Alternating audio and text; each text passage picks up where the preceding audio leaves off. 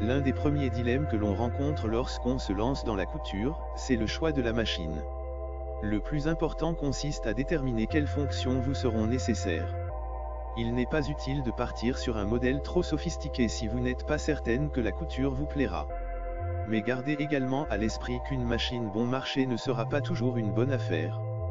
L'idéal c'est à la fois une machine simple d'utilisation et proposant suffisamment de possibilités pour vous permettre de progresser.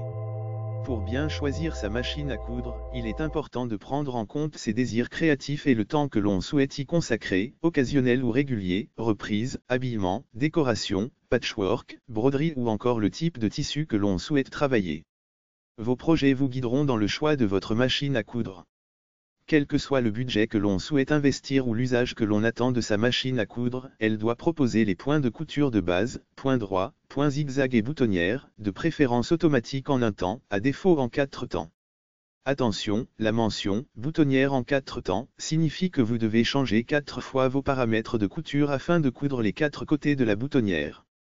Sur une chemise, cela peut être fastidieux. Le point pour couture stretch, ou élastique, s'avère utile pour travailler les tissus extensibles comme le jersey par exemple.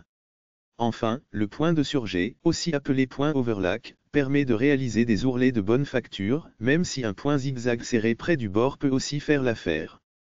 La machine à coudre doit proposer un minimum de pieds presseurs, ou pieds de biche, 4 dans l'idéal, un classique, un pour les fermetures éclairs, un pour les boutonnières et éventuellement un pose-bouton, pour cadrer les boutons.